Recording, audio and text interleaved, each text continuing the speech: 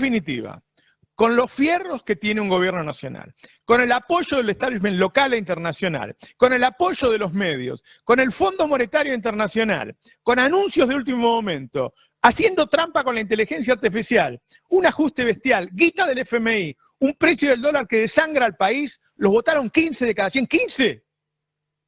Y se creen en la nueva hegemonía, no lo son. Ahora, ojo, si convencen a todos de que lo son, es lo mismo.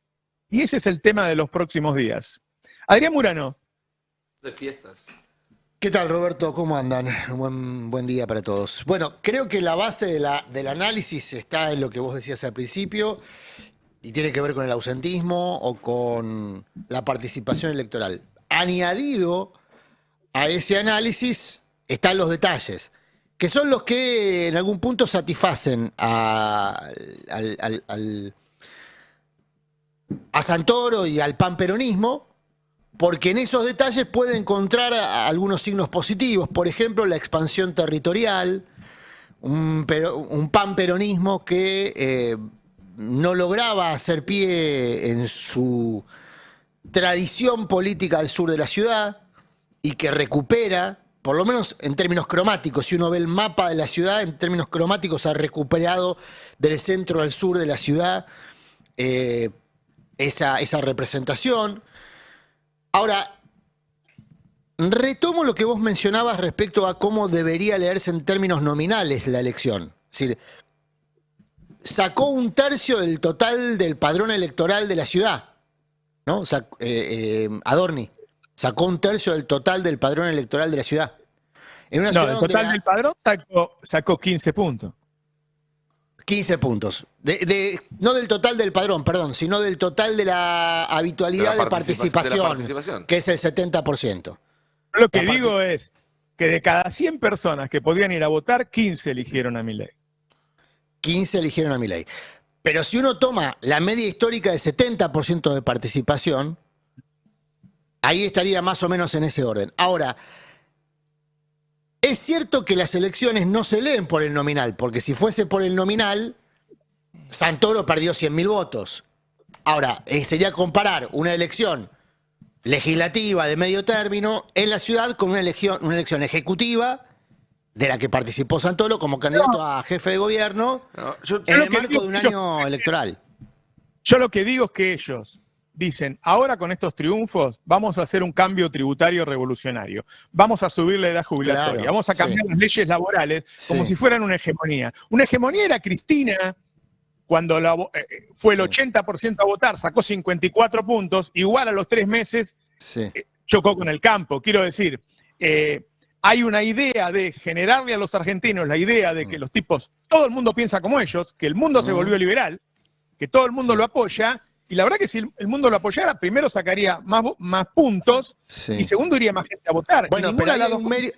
Está correcto lo que vos decís. Lo que digo que hay un mérito en el gobierno en sacarle jugo a las piedras, porque con la cosecha electoral que tiene, aunque sea modesta, le alcanza para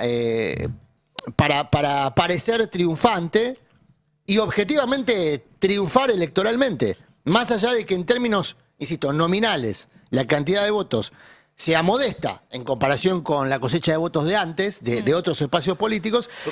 Y si podemos volver a la placa anterior, ahora vamos, pero si podemos volver a la placa anterior, la de votantes históricos, lo que vemos ahí es la desaparición de la representación del PRO, que es un dato muy relevante de la elección de ayer, porque se consolida la estrategia que venía llevando adelante el gobierno en esta elección en particular, que era tomar para sí la representación del centro a la derecha. Entonces, ahí sí, Roberto, lo que yo digo es que el gobierno tiene para anotarse un triunfo. Son triunfos chiquitos, puede ser, no niego eso, son triunfos chiquitos, pero es un triunfo que le permite después apalancar esa puesta en escena ampulosa que tenía ayer a Milei como protagonista. Es lo que dijo Milei ayer en el festejo, ¿no? Pintamos de violeta lo que era ciudad amarilla, ahora queremos pintar de violeta todo el resto del país, que era un poco la discusión que tenía con Macri, ¿se acuerdan? Él decía, vamos juntos, y Macri le decía, en los lugares donde yo ya estoy, manejo yo y vos venís a segundear. En el resto, vamos juntos. Y Milei le dijo, de ninguna manera, en donde vos estás también voy a ir yo. Y la verdad que le salió bien, le salió primero. Ahora, yo también coincido con un poco con lo que decía Roberto al principio, es si Milei, en la cresta de la ola, con dólar barato de inflación frenada, logra el 16-17% del padrón, tiene mucho para crecer la oposición. Para crecer tiene que proponer algo, dejar de mirar para atrás. De la oposición. Me parece interesante. Me dar algunas precisiones igual, para hablar en concreto. Sí. Si uno compara esta elección con la de 2021, que me parece que es la comparación que corresponde, porque 2023 fue algo totalmente pero no existía la Libertad Avanza. ¿Cómo que no? La Libertad Avanza se presentó en la ciudad de Buenos Aires. Bueno, pero me dejas terminar de exponer. En 2021, la Libertad Avanza se presentó en la ciudad de Buenos Aires, sacó más que lo que sacó el PRO ayer. Con lo cual no es un resultado descartable. Sacó más que lo que sacó ayer Silvia Los Penato. La sumatoria de los votos de Juntos por el Cambio más la Libertad Avanza hace 4 años, da 200.000 votos más que la sumatoria de la Libertad Avanza, más el PRO, más la Reta, más Levi, más la coalición cívica. Es decir, los mismos espacios políticos. Esos 200.000 votos son los que no fueron a votar. En gran parte son los que no fueron a votar. Y si bien la caída de la participación fue generalizada en toda la ciudad, fue más fuerte en las comunas del sur. Es decir, hubo más gente que no fue a votar en Lugano que en Recoleta. Para no votar al peronismo. Creo que esos son los votos que ese es el asunto. ¿Me dejas terminar, Adrián, por favor? Te pido. Dale. Creo que esos son los votos que eran del peronismo, que enojados con el peronismo migraron a Milei y que decepcionados con Milei ahora pasan a quedarse en su casa. Claro, ese es el análisis y por eso creo que son votos a los cuales el peronismo le puede volver a hablar alguna vez, porque alguna vez le prestaron ese oído, no son votos gorilas, no son votos antiperonistas. Yo lo que creo es que la figura central del país es Milei, y que Milei en el mejor momento, cuando puso todo sobre la mesa, tiene un resultado que, si querés contar 30, contra 30, qué sé yo creo que siempre es menos por la cantidad de gente que fue a votar tan baja, pero sigue siendo poco para el mejor momento. Es muy difícil para el gobierno mantener este dólar en los próximos tiempos, salvo que asumamos, que todos los argentinos asumamos que nos vamos a comer 200.000 millones de dólares para mantenerlo. Le quería dar la palabra a Alfredo, que dé su primera opinión. Bueno, yo soy bastante resultadista. O sea, Milei ganó y en el partido de ayer. Después puedo empezar a analizar qué es lo que pasó en el partido de ayer, cómo era la cancha, si había poca o mucha gente en la tribuna.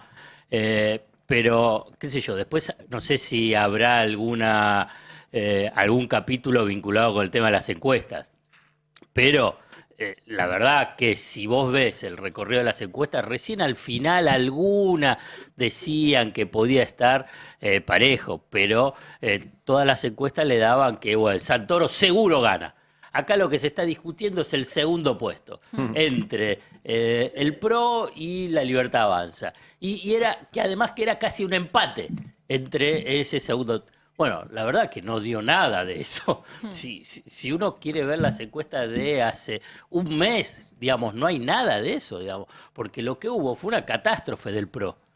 Y la verdad que el otro punto que también resultadista, y perdió Macri. Y bueno, la verdad, nos olvidamos, pero la verdad que Macri es el jefe de la mafia, que estuvo durante cuántos años manejando todo. Y la verdad que lo cachetearon y lo siguen cacheteando. Bueno, hay un elemento ahí importante, político, estructural, es que Macri perdió. Después, ¿qué es lo que va a pasar con todos los satélites que estaban alrededor de Macri? Por ejemplo, y ahí será capítulo de Ari, bueno, a ver cómo se va a posicionar la justicia. ¿Van a seguir respondiendo a lo que era el macrismo? ¿Va a tratar de acercarse al mileísmo? ¿El mileísmo no le va a dar bola? ¿Va a cambiar eso? Bueno, hay una cuestión de la estructura de poder que con la derrota de Macri a mí me parece que hay que empezar a analizarlo, porque ahí también hay un terremoto, porque también hay un terremoto en el establishment vinculado con, bueno, los que querían que hagan la reforma como la de Milei, pero ya ahora tanto no le gusta, qué sé yo, Techín, para poner un ejemplo, o por ejemplo Clarín, porque si vos ves, digamos, el titular de Clarín no es favorable 100% a Milei. Habla de una interna con el PRO. Bueno, lo que me parece a nivel de lectura sobre lo que pasó ayer es que son las señales, eso a nivel de lo que es el ecosistema del poder en Argentina, tiene un terremoto. tiene un terremoto, a ver cómo se va a posicionar. Y eso es lo que también estaba festejando Milei. Esto, diga, ahora van a tener que venir a hablar conmigo, 100%. Digamos, no es que ya está, Macri ya... Además, lo poco que vi de los cortes con la entrevista hoy de la mañana con Laje, era un ninguneo, y estás hablando de Macri. Macri, una figura relevante, antes lo llamaba presidente, viste que siempre decía presidente Macri, ahora ya no, ya es Macri. Y dentro de poco hay que ver lo que le va a decir. Le va a decir el Calabrés, no sé, va a seguir así. Clarín le bajó el precio al triunfo, dijo, ganó la interna. Por eso te digo, bueno, ¿eso qué significa dentro de los mensajes al interior de las estructuras de poder? Poder judicial, poder económico, también cómo se van a reordenar otros alrededor de Milei. Esto es lo que yo quiero, digamos, en todo caso, una lectura. Después está una cuestión estructural de decir, bueno, ¿por qué va poca gente a votar? La poca gente, quiero decir, la diferencia de este 50 al 70, 75%, la verdad nunca fue el 100%, pero ¿por qué no va? Y yo no sé, cada uno, perdonen esto si quieren, lo hago bien personal, ¿tenían ganas de ir a votar ayer?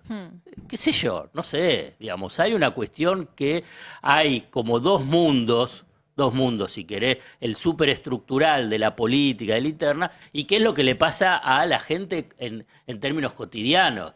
Ir a votar legisladores de la ciudad de Buenos Aires, cuando siempre iba acompañado de diputados y nacionales, y estaba toda una discusión a nivel nacional. Bueno, esto también se tiene que ver qué es lo que puede pasar, y perdonen otro capítulo, la provincia de Buenos Aires. Digamos, hay esa vocación de querer ir a votar. Y la verdad que no, hay cierta saturación. ¿Por qué? Y porque hay una política económica que te está castigando día a día. Y entonces decís, bueno, esa política económica que te castiga día a día, ¿vos pensás que ir a votar te va a cambiar algo? Y la verdad es que la mayoría piensa que no. Y entonces, ¿para qué vas a ir a votar? ¿Y qué es lo que van a ir a votar? Todos los que fueron a votar, ¿sabían qué es lo que iban a votar? No tienen, la verdad, pocos, solamente nosotros sobrepolitizados podíamos saber qué es lo que se iba a votar. Algunos pensaban que se estaba votando para diputado nacional, no para la legislatura de la ciudad de Buenos Aires. En el resto de las provincias también fue muy poca gente. Sí. Provincias que siempre adelantan, ¿no? Quería darle la palabra a Candelaria. Sí, yo lo que me preguntaba, me lo pregunto medio obsesivamente desde ayer con este número de baja participación, es si esta indiferencia, porque al fin y al cabo que la gente no vaya a votar marca cierta indiferencia, o por lo menos que no canalizan en el voto esa posibilidad de cambio, de transformación, de expresar su voluntad. Digo, esa indiferencia no es parte del modelo de Milei, no es necesario, no es una victoria de Javier Milei que haya ese grado de indiferencia para fortalecer un modelo que cada vez va a tener menos votos porque cada vez menos salen favorecidos, pero como colateral hace que también ese candidato que se proponía a sacar a la casta, a romper el sistema, parezca justamente uno más de la casta y esa gente diga, bueno, listo, ya está, yo ya no voto, ¿para qué voy a votar? Si nadie me encanta. Yo en ese sentido, Cande, creo que se puede ver desde dos ópticas el fenómeno. Una, por un lado, sin duda, Milei busca que vaya a votar poca gente. Cada persona que no va a votar, de alguna manera está ayudando a construir la narrativa de Milei de que la democracia no sirve, etcétera, etcétera, etcétera. Creo que también, y para no quedarse siempre en una narrativa derrotista, claro, porque ese también es un problema de esta época, la sensación de que no se puede hacer nada contra esta ola, creo que desde el peronismo tendría que verse toda esa gente como un montón de gente a la cual la política ya no le habla y a la cual se le puede volver a hablar. Y creo que deberían estar los dirigentes del peronismo en este momento pensando estrategias y sobre todo ideas, conceptos que vuelvan a despertar el interés de esa gente en la política, que básicamente pasa por lo que vos decías, por hacerle sentir que el resultado de una elección va a cambiar su vida, que si gana uno o gana otro no da lo mismo. Claro. Y eso se logra a través, me parece, de propuestas concretas, de imágenes de futuro, de salir a discutir las ideas de fondo que tiene este modelo. Porque este modelo, en el fondo, lo que te está diciendo es la especulación vale más que el trabajo. No se puede salir a hablar desde un lugar de valores, ni siquiera de ideas, de valores. Che, ¿para vos qué vale más? ¿Romperte el culo laburando o poner la platita a ver cómo sale la timba? Creo que a la gente hay que volver a hablarle en ese sentido. Justicia antes que crueldad. Hay una base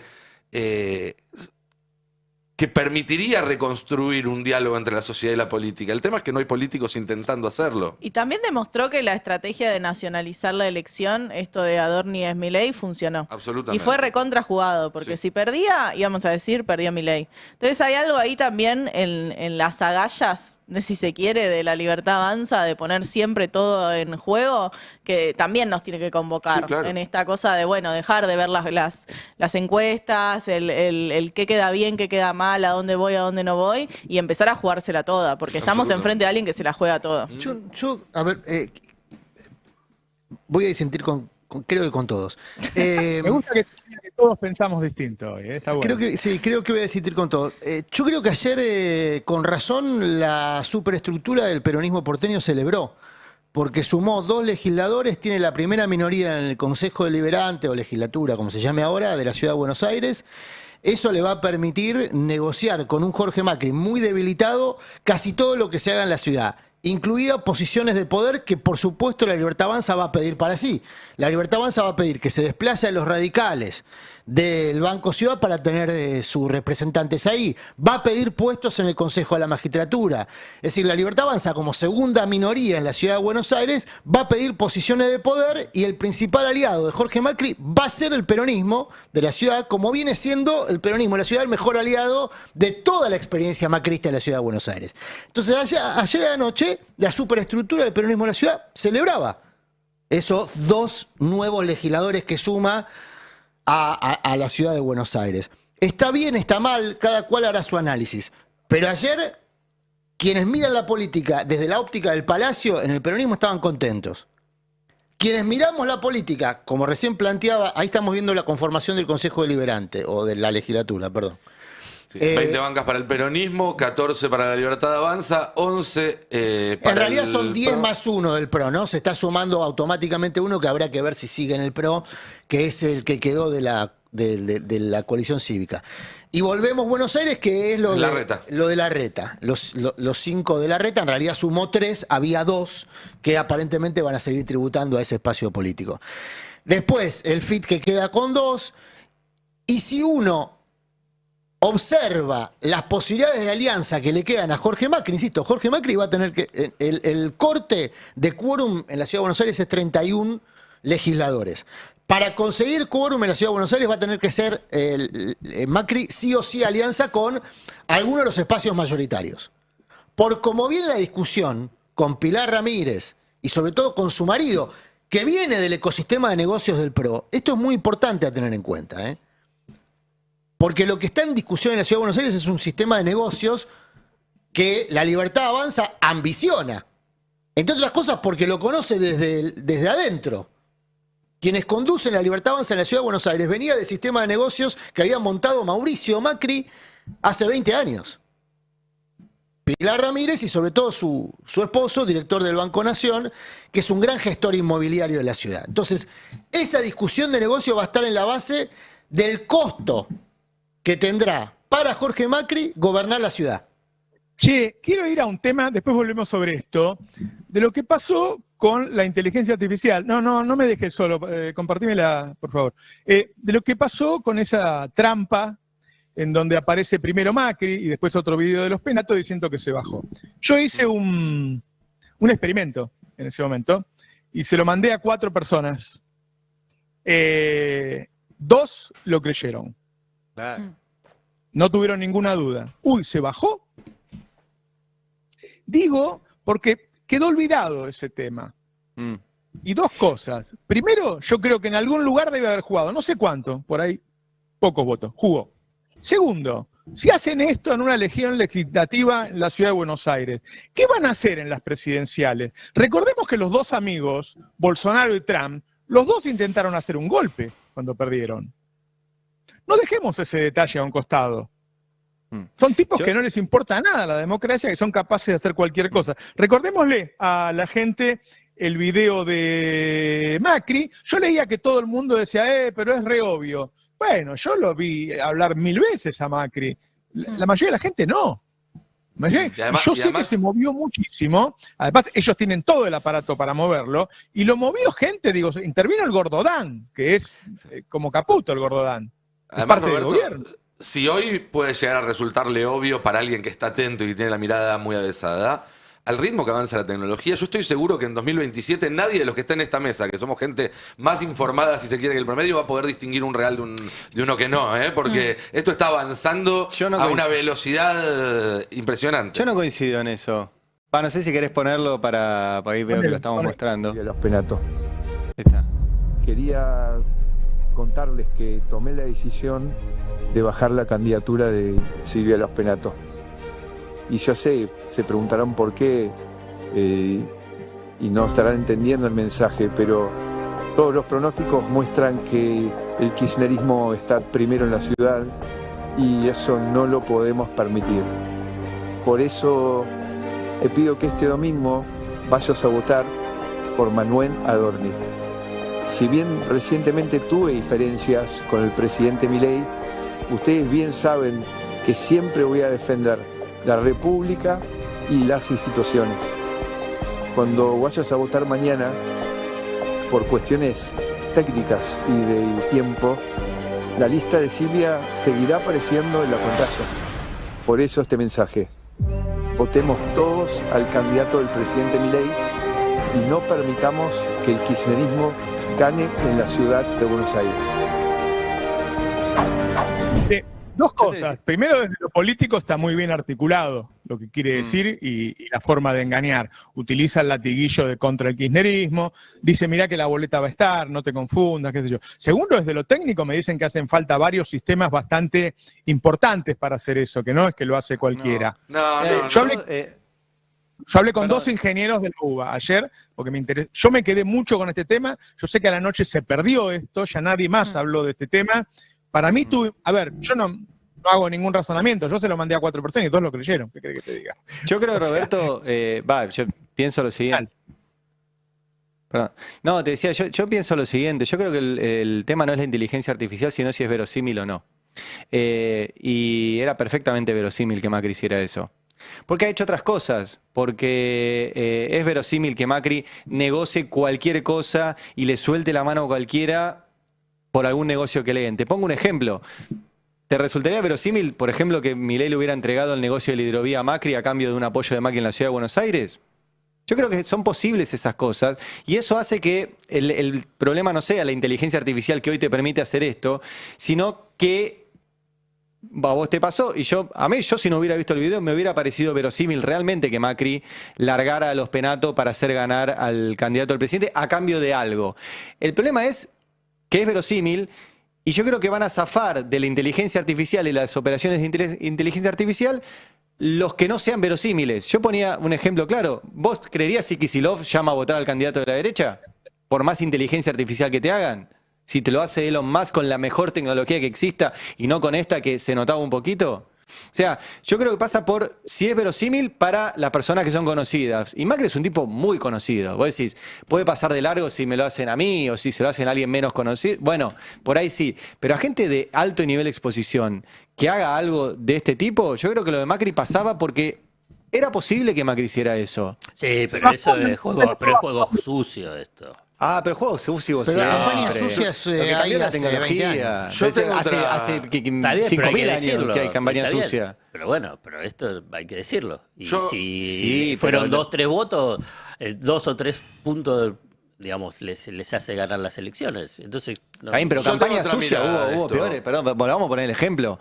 La última vez que hubo una campaña sucia en la provincia de Buenos Aires, lo acusaron al candidato de matar 3 personas vinculadas al tráfico de efedrina. Sí, yo creo que por eso perdió. Yo creo que el enojo de muchos comunicadores es que con esta herramienta se le quita poder a los medios de comunicación para ejercer campaña sucia. Porque la campaña sucia se hacía a través de tapa de diarios, digamos, ¿no? O del sistema judicial, que metía preso gente una semana antes de un proceso electoral. O lo van a seguir. Ahora quizás se suma una herramienta Black Mirror, digamos.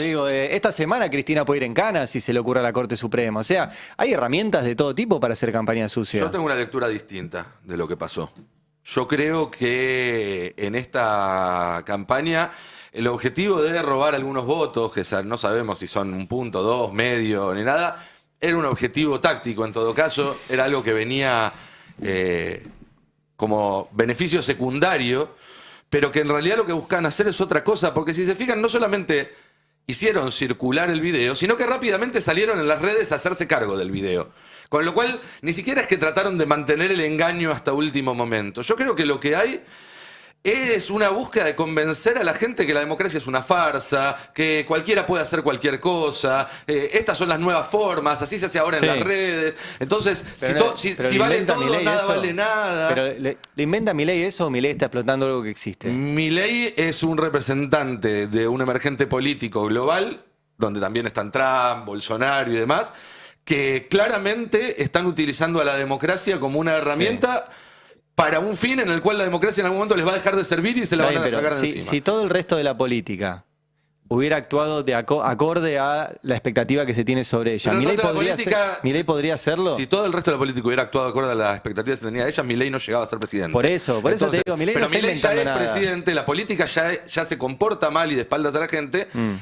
Me parece que decir esto se hizo siempre, de alguna manera alimenta el propio discurso antidemocracia y antipolítica que Milei quiere poner sobre la mesa con este tipo de herramientas. Y entonces hay que marcar, miren que esto no es para robar unos votos, esto es para que la gente deje de ir a votar, esto es para que la gente no le importe la democracia, no le importe el Congreso. Pero ¿cómo haces yo mi planteo es para adelante, es cómo hacer para contrarrestar esto que ya existe, es una herramienta y se puede utilizar. Está mal utilizarla, yo entiendo, hay que marcarlo y eso, pero ¿cómo lo contrarrestás? Creo yo, poniendo candidatos verosímiles y que no sea verosímil las operaciones de inteligencia artificial que les armen. O sea, es un desafío. O sea, esto existe. O sea, pensar que no existe ya es como una utopía.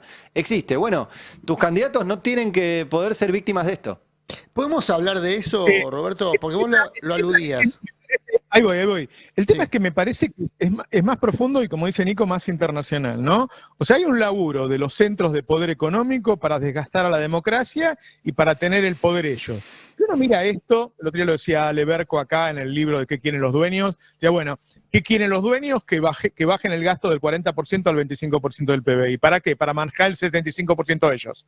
Entonces, si manejan prácticamente todo el PBI, y si manejan la política, y si desgastan las ganas de la gente y llegan a la resignación, bueno, es todo un plan eso. A mí me parece que es el mismo plan de Trump y de muchos candidatos de extrema derecha. El plan es desgastar a la democracia como fondo y después ver si sacás algún votito más. Sí, Adrián. No, yo decía, en la ciudad de Buenos Aires se repitió un esquema electoral histórico que es números nominales más o menos.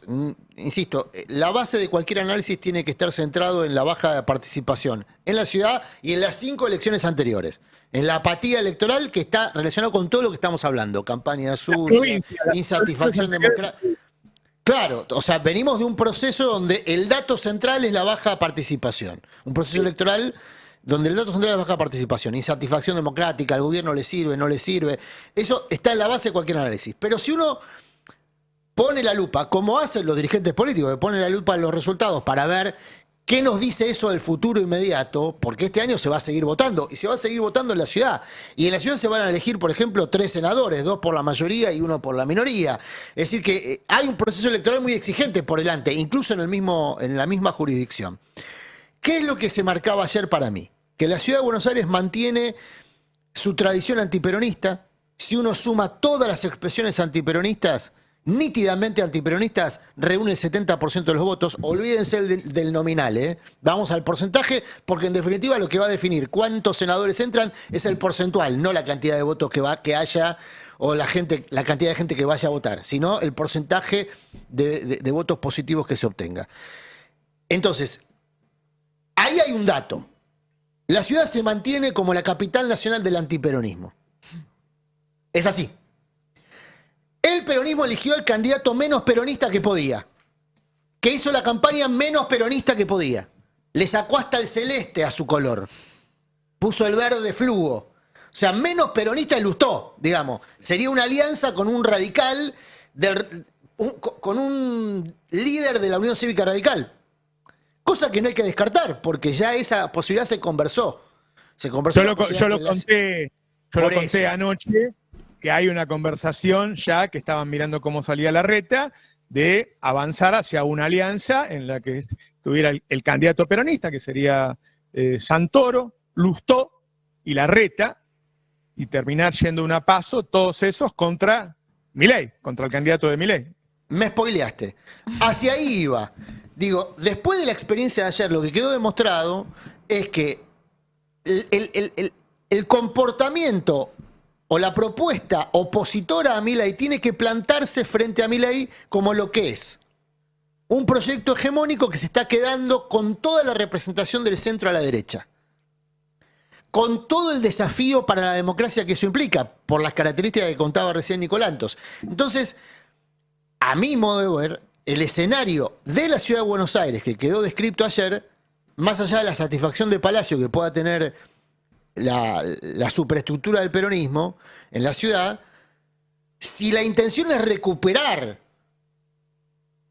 la posibilidad de hacer, que en definitiva esa es la política, ¿no? La posibilidad de hacer, de transformar, de representar a aquellos que están o que se consideran no representados, o sea, recuperar ese diálogo con un sector de la sociedad que hoy rechaza a todos y a todas, es armar un cordón sanitario frente a una motosierra que por sus características no distingue situaciones de vulnerabilidad. Por el contrario, es particularmente cruel con los más débiles. Ahora, perdón que hoy son los que se consideran menos representados. Un cordón sanitario que sume a Santoro más Larreta más Lustó no llega ni a 40 puntos. Para cordón sanitario se queda corto. Bueno, en la evaluación de ayer, en el resultado de ayer, correcto lo que decís. Ayer había 17 listas. Solo 5 consiguieron representación parlamentaria.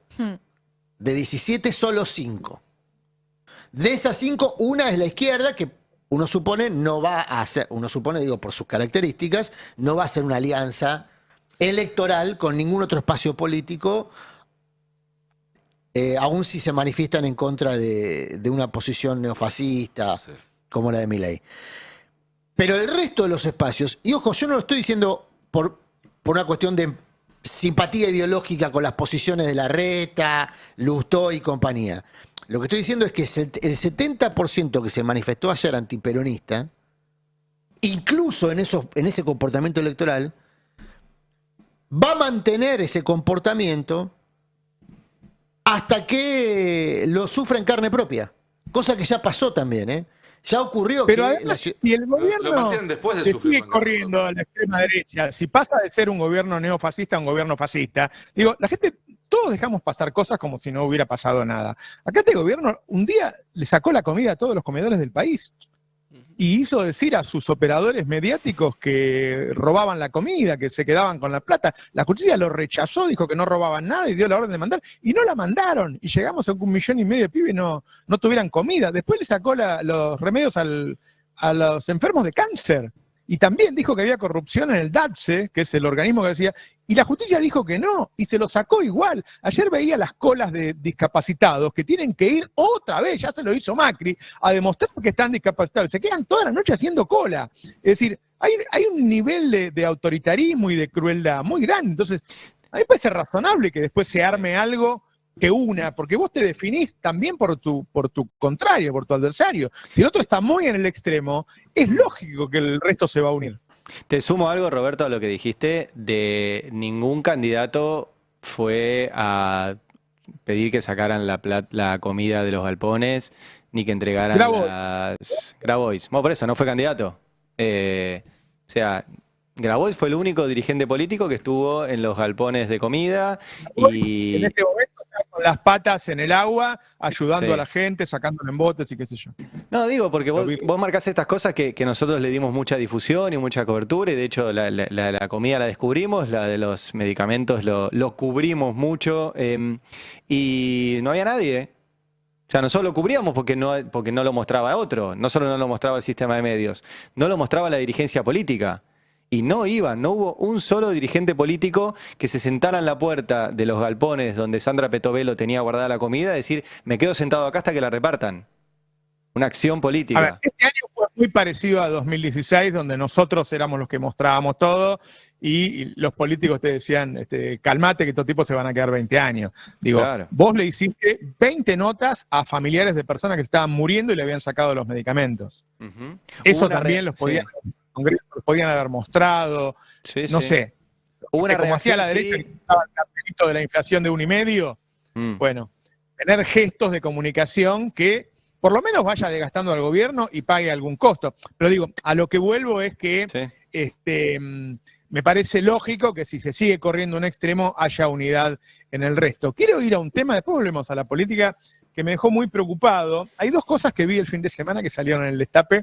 Una es la nota de Diego Genut, donde hay una cuenta de cuántos dólares le va a costar al país mantener este tipo de cambio, y es bestial, más de 200.000 millones de dólares, una buena parte del PBI. Y la otra es la nota de Alfredo Zayat, que con mucho criterio y cuidándose en lo que dice, hace una advertencia que me parece muy seria, ¿no? Tuvimos un problema muy importante nosotros con el sistema financiero en 2001, se quedaron con los depósitos, luego de eso se tomaron medidas para fortalecerlo, el sistema financiero, que no pasara, y Alfredo ayer en el Destape advierte, ojo, que ya no es tan sólido, ojo que ya no están cuidando tanto a los bancos.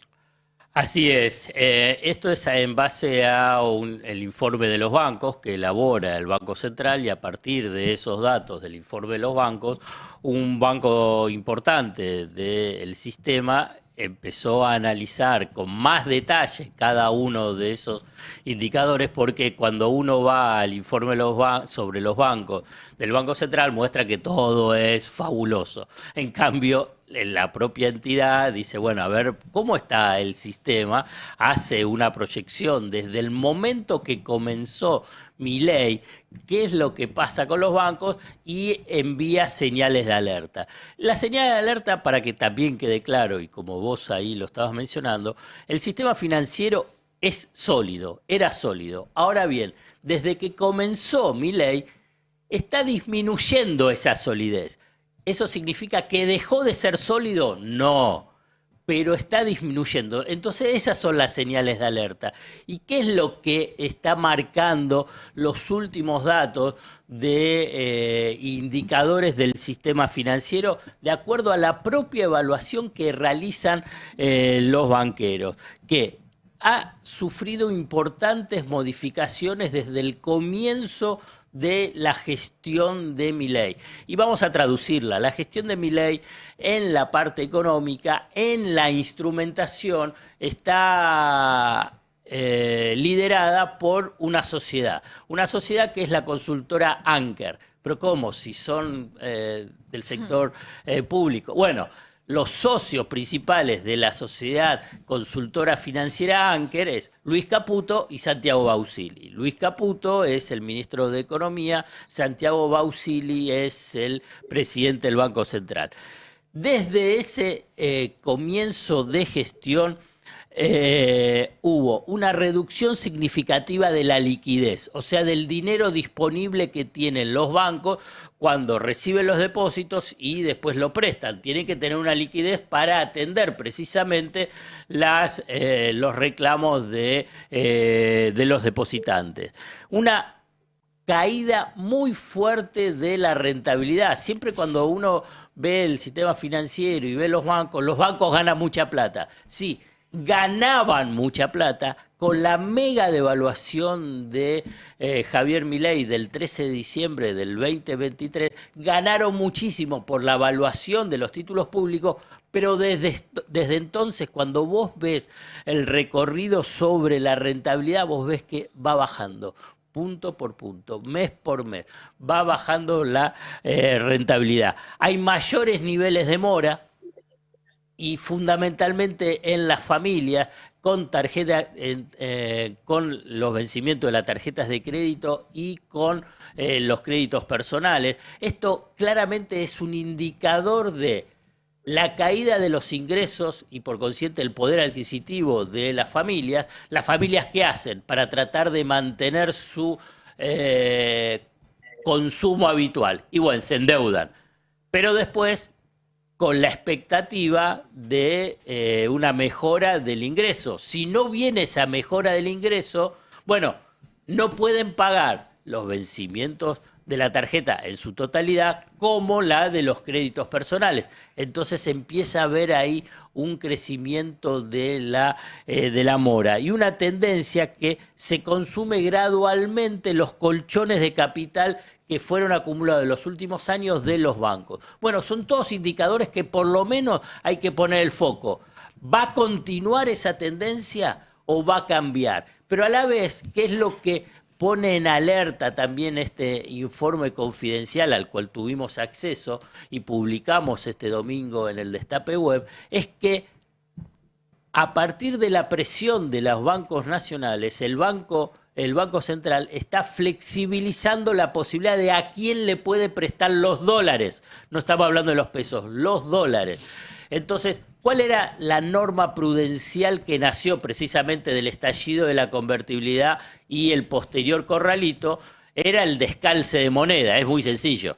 Los bancos reciben pesos, reciben dólares, y si vos prestás los dólares a personas o a empresas que no son generadores de dólares, en momentos de inestabilidad cambiaria, ¿qué pasa? No los tienen para poder devolver esos créditos, que es lo que fue el estallido de la convertibilidad y el corralito de los bancos. Prestaban dólares, por ejemplo, créditos hipotecarios a las personas, pero las personas no ganaban en dólares. Entonces, cuando hubo una fuerte devaluación, no tenían los dólares para pagar esos créditos. Entonces ahí es donde se desmorona el sistema financiero. ¿Qué es lo que está flexibilizando ahora el Banco Central? Y hay que poner ojo muy fuerte sobre ese punto, que los bancos puedan prestar dólares a las personas o empresas que no tengan actividades que generen dólares. O sea, están generando el mismo problema de lo que fue la convertibilidad. No en forma masiva como fue la convertibilidad, pero sí en abriendo esa puerta. Bueno, todo eso pone en alerta al sistema financiero. Simplemente también hay que ver. Que lo hace, sí. Además, otra vez, con un dólar muy barato. Entonces, vos le prestás a una persona que gana en pesos, que puede ser un particular o una empresa que vende en pesos, acá consumo interno, le prestás dólares y el dólar vale 1.000 pesos. El día que se va a 3.000 de golpe, porque esto explota, porque no se puede sostener más en 1.000 y entonces explota de golpe, hace un movimiento, digo, si se va de 1.000 a 3.000 en Argentina en 4 años no es nada. Si se va de 1.000 a 3.000 el día que explota, no lo pueden pagar. Entonces, como ellos no pueden pagar, el banco no puede devolver los dólares. Yo lo quería unir esto, y recordé cuando leí tu nota, a todo lo que se va comiendo el gobierno en muy poquito tiempo para mantener el dólar bajo y la inflación baja. Es decir, dejó de hacer obra pública. Algún día hay que hacerla la obra pública. Estamos comiéndonos el capital de la próxima generación. La próxima generación va a tener que hacer el doble de obra pública para hacerlo. Se nos van los científicos. Una nota extraordinaria de Nora Barr, también el fin de semana, contando lo que está pasando con la ciencia y cómo se están yendo los científicos de nuevo. Sí. Bajamos el nivel de las universidades, bajamos el nivel de los... Nos estamos comiendo capital de muchas maneras posibles. En este caso nos estamos comiendo el capital que significa un sistema financiero sólido. Y por eso yo decía, y todo eso para llegar a una elección y sacar 30 puntos, o si lo contás sobre la base total, 15. Es demasiado esfuerzo de una sociedad para que un tipo gane una elección de una manera que uno dice, ¿y esto es todo lo que tenés? Semejante costo. Hasta pones en peligro el sistema financiero. Hace muy bien, digo, en ser cauto, es decir, todavía es sólido. Sí, bueno, pero estás haciendo todo. Es como si yo gasto poco en los frenos del auto, ¿viste? En un montón de cosas que un día voy a necesitar. Bueno, el día que agarre una curva y ya no va a estar, listo. El sistema tiene que ser recontra sólido. Sí, y además un sistema financiero, como vos decís, que tiene que ser recontra sólido precisamente por la experiencia argentina. Esto es un elemento adicional que por eso se pone el foco sobre la solidez del sistema financiero. En otros países los indicadores del sistema financiero argentino sobran. Ahora bien, pero lo que pasa es que no tienen la historia argentina, no tienen la historia del Plan Bonex, no tienen la historia de la cantidad de quiebra que hubo durante la dictadura militar, no tienen la historia de las quiebras que hubo en el 95, más de 100 bancos cerraron en el 95, no tiene la historia de, precisamente, el corralito, y por eso se necesita un sistema financiero súper sólido, no simplemente sólido, precisamente por, primero, las inconsistencias macroeconómicas vinculadas con, como mencionabas vos, el tipo de cambio, el déficit de la cuenta corriente, y por otro lado, la necesidad de que no haya descalce de monedas. Esto es un punto central esto te lo enseña el ABC de cualquier materia de finanza básica. Bueno, ¿qué es lo que tenés? Tenés unos mesadineristas que están manejando la política económica, y la política monetaria, y la política cambiaria, y por consiguiente la política bancaria, y dice, y bueno, no importa. Digamos, lo importante es, en función de una lógica política, es dar, por un lado, plan de platita en dólares para los que se puedan ir y viajar al exterior. Platota. Claro. Plan platota. Entonces, pero todo eso después se paga. ¿Cuándo se va a pagar? Es el interrogante, no tengo la respuesta, pero la verdad se paga y con costos elevadísimos. Yo ahora voy con Cande y el tema dólar. Me están diciendo que mañana se hace el anuncio de que podés gastar en dólares negros y qué sé yo. Yo lo que decía al principio, tratando de poner en su justo término el triunfo de la libertad avanza, es decir, ojo, porque estos tipos van a decir que fue un triunfazo y van a hacer lo que quieran, ¿no? Entonces mañana va a haber anuncios importantes para la Argentina respecto a que podés usar los dólares en negro. Yo mañana voy a hacer un editorial y voy a publicar una nota sobre el impacto social de la droga en este momento, que es mucho más. Yo me asombré cuando vi un informe en el que me basé, es tremendo el impacto que está teniendo en la sociedad argentina. Y el presidente Milei habló y está preparando el terreno para el anuncio de mañana, y le quitó importancia al lavado de dinero para el narcotráfico. Vos sabés que cualquier narcotraficante lo primero que se fija es dónde la va a lavar y después se fija dónde va a ser el negocio, ¿no? Hay países que están preparados para eso, qué sé yo. Bueno, escuchémoslo hoy al presidente Milei a la mañana con Laje. Yo escuché, digamos, algunos políticos ya, digamos, muy amortizados, o sea, decir, no, bueno, pero el dinero del narcotráfico. El narcotráfico, usted lo combate, digamos, con el Ministerio de Seguridad, con el Ministerio de Defensa, ¿no? Usted no utiliza la economía, digamos, para combatir el otro delito. Producto del narcotráfico, el narcotráfico después tiene que blanquear pero ese dinero. Pero trabaje sobre el narcotráfico, digamos. Entonces, ese es el punto. Y la otra es, ok, el que no se pudo escapar. Ahora digo, bueno, lo lamento por el que no se pudo escapar, digamos, o sea, pero el otro no hizo nada malo. Es decir, es una declaración de envidia. Es decir, el que pudo zafar, genial, o sea, y no lo tengo que castigar porque pudo huir del ladrón. O entonces, digamos, el que se quede en la cárcel lo tengo que premiar porque hubo alguien que pudo salir, digamos, de la cárcel que nos imponen los políticos. No, está el que cumplió todas las reglas y todas las normas y leyes. Bueno, el que no está bien, digamos quizás no tuvo el talento o no tuvo las agallas o no tuvo lo que fuera para salir del sistema. Es decir, de vuelta, ¿qué quiere que le diga? O sea, si todos hubieran logrado hacer lo mismo, quizás los políticos hubieran dejado de robarnos. Bueno, es tremendo esto que acaba de decir, ¿no? Quizás mucha gente no comprenda la gravedad del asunto. Él está diciendo que los que pagamos los impuestos es porque no pudimos evitarlo. La verdad que no es así. Yo hace 40 años que pago impuestos y no intento evitar nada, y yo creo que la mayoría de la gente va y paga los impuestos. Él está diciendo, bueno, el que pudo porque es más talentoso. El que no evade es porque no tiene talento. Y el que evade es talentoso y hay que premiarlo. Guarda que está dando vuelta a los valores del sistema absolutamente del presidente, porque esto es algo, la verdad, Laje, dentro de todos los periodistas que piensan como él y que tiene jefes, Laje que están muy bien con el presidente, y le hizo las preguntas y le planteó lo que le tenía que plantear. Es decir, los que pagamos bien, al contrario, siempre se dijo que los que pagamos bien, cuando hay un blanqueo, deberíamos recibir algo más, porque nosotros habíamos pagado antes. Generalmente no se hace, alguna vez se ha hecho. Bueno, ahora el presidente está anunciando, porque mañana va a haber un anuncio sobre plata negra y qué hacer con la plata negra, y ahí hay dos costados. Uno, el tributario, decir, bueno, de ahora en más, entonces que nadie va a querer pagar los impuestos, porque el presidente está diciendo que el que paga los impuestos es porque no tiene talento para evadir. Y el que evade es un héroe y es talentoso, pero al mismo tiempo está diciendo que el narcotráfico no tiene nada que ver con el lavado. Y la verdad que es lo más difícil para un narcotraficante, todas las películas narcotraficantes son de contadores, ¿no? ¿Cómo se llama? El de Better Call Saul. Saúl. Better Call Saul. Exacto, bueno. Es terrible lo que está diciendo.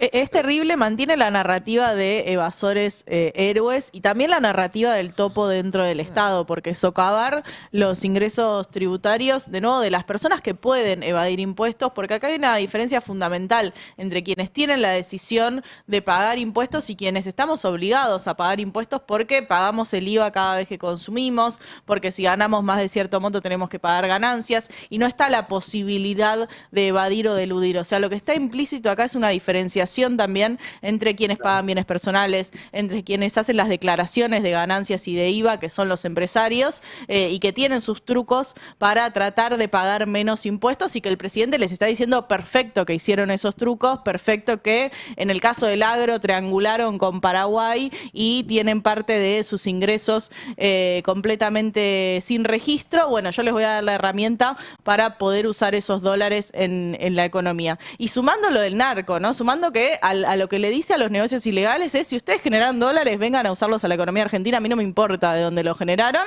será problema del Ministerio de Seguridad que ustedes puedan hacer esas actividades o no en Argentina, pero es un llamado a usar los dólares, no importa de dónde vengan. Y decir que el problema del narco es solo un problema del Ministerio de Seguridad es reconocer que el narco es una gran excusa de control social. Algo que se sabe hace mucho, que acá lo contamos 1000 veces, Nixon, la guerra contra las drogas, los hippies que estaban en contra de Vietnam, los negros que luchaban por los derechos civiles y como no podían decir vamos a perseguir a los hippies y a los negros, dijeron vamos a perseguir a los que consumen marihuana y a los que consumen cocaína, hicieron una campaña para identificar cada uno de estos grupos como consumidores y usaron eso de excusa como control político. Y es lo mismo que va a pasar acá. Si vos no seguís la ruta del dinero, si vos no seguís esa pista, entonces lo único que vas a hacer es detener giles, es utilizar esa excusa para meterte en los barrios y por arriba va a seguir sucediendo todo o va a empeorar todo, porque si esos narcos traen la plata acá... Un dato del informe que voy a dar mañana nada más, en las barriadas populares se usa la droga como moneda, es decir, vas a hacer una changa, un trabajito y el tipo te dice, ¿querés plata o droga? Ya ocupa el lugar de la moneda en los barrios populares la droga, mirá. ¿Cuán adentro está dentro de la economía? Sí, y no solo está dentro de los barrios populares, está dentro de las fuerzas de seguridad, está adentro del Poder Judicial, está dentro del Ministerio Público Fiscal, está dentro de la política. Y esta medida que va a anunciar mañana el gobierno lo que va a hacer es terminar de levantar todas las barreras que hay para que seamos un narcoestado. Vamos a hacer un narcoestado, hay que decirlo con esas palabras. Vamos a hacer un narcoestado en manos de fascistas. Es una novedad, ¿eh? Porque hasta ahora tenía narcoestados por un lado y fascistas por el otro. Acá vamos a tener las dos cosas juntas. Ese es el sueño que tiene Estados Unidos para los países de América Latina, porque es lo que le habilita el control político, social y militar de un país. Lo ha hecho históricamente con Colombia, lo hace ahora con Ecuador, intentó hacerlo con México, con Brasil, es decir, cada vez que tuvo oportunidad utilizó el narcotráfico de Estados Unidos como un método de injerencismo. Ahora, más allá de esa cuestión, vuelvo a lo que hablábamos antes, Roberto. ¿Quién le está diciendo hoy a los chacareros que tienen simpatía por el gobierno de Milei que ellos son los estúpidos que pagaron las retenciones cuando el gobierno celebra que las cerealeras hayan triangulado y evadido lo que les retuvieron a ellos? Porque yo no sé si todo el mundo sabe cómo funciona eso. Totalmente. Pero eso funciona así. El chacarero paga la retención porque quien le cobra la retención en el precio es la cerealera. La que evade es la cerealera y Milei hace una política para la cerealera, no para el chacarero. Ahora, el precio de mercado tiene la retención incluida. Claro. Como cuando vos vas al supermercado y compras y tiene el IVA incluido, bueno, si ves el precio que te da la Bolsa de Rosario, que yo te dice 2.000 pesos, 3.000 pesos, bueno, eso es con la retención incluida. El chacarero yo no digo que no haya chacareros que cuando puedan... Claro, yo no digo que no hay chacareros que cuando pueden evaden, como hay comerciantes que cuando pueden evaden. Cuando pueden, venden en negro. Claro, venden en negro, por eso. Pero digo, en general, como decía Cande, quienes están expuestos al pago de impuestos son los más débiles. Siempre. Claro. Siempre. De cualquier cadena de consumo, cualquier cadena productiva. Bueno, ahora, la pregunta es, ¿quién les está hablando a los chacareros que tienen simpatía por Milei para decirle que son el pato de la boda del programa de Milei? Porque hay cosas que hay que hacerlas explícitas. Es decir, yo lo que noto, y eso es lo que me pareció de la campaña opositora en la Ciudad de Buenos Aires, es que se omitieron los temas más delicados para el gobierno de Milei. Se omitió hablar de economía, por ejemplo. Yo entiendo que la estrategia de la oposición en la ciudad fue hablar de la ciudad. Para mí en un mal cálculo político de pretender que la elección en la ciudad se iba a definir por cuestiones locales. Nadie en la Ciudad de Buenos Aires vota por cuestiones locales. Adorni no dijo ni una sola palabra sobre la Ciudad de Buenos Aires en toda la campaña. Mirá, una palabra. Creo que todos los que estamos acá, salvo Cande, somos contemporáneos a la autonomía de la Ciudad de Buenos Aires. No recuerdo una sola elección en la Ciudad de Buenos Aires donde se haya votado por cuestiones de la Ciudad de Buenos Aires. Claro. Ni una. Siempre se votó por cuestiones nacionales. Entonces, la estrategia de municipalizar la elección, exótica, por decirlo amablemente. Ahora, si la oposición no va a hablar de economía, porque supone que hay un electorado que está satisfecho con la estabilidad. Entonces no habla de economía para no enemistarse con el electorado que ya vota a Milei, como si el electorado que vota a Milei votara a la oposición porque la oposición no le hablase de lo mal que hace Milei con la economía. ¿Se entiende lo exótico? Pero a mí me parece... Del relato opositor. Yo sigo pensando que estos 30 puntos que saca cuando le va bien Milei es muy poco, y eso está hablando de que hay una cantidad de gente, de argentinos, que están mal. Obvio, hay gente que está mal, está enojada, pero no vota a la oposición. Eso es lo que yo te digo. Hay lugar para decirle, flaco, vos ganás muy poco, a vos no te alcanza la plata. Hay un plan para que vos ganes poco y el gobierno está prohibiendo que te suban el sueldo. Sin ir a otras cosas como, no sé, como las que recién comentó Alfredo, pero son más difíciles de explicarle al gran electorado.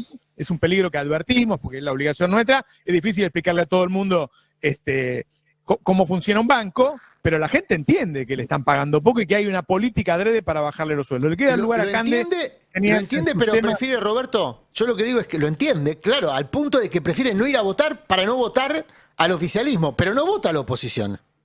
No la vota a la oposición. O no va el asalariado o el que vive de su ingreso pauperizado, no elige ser representado por la oposición porque la oposición no le habla de esto. No le habla de esto. Lo hablamos nosotros acá, pero nosotros no tenemos un rol de representación política. Y ojo con la parte impositiva. ¿Cómo? Por ahora no dijiste, no. Atención, para Cande que viene el anuncio. Vuelve Navarro 2027. Sí.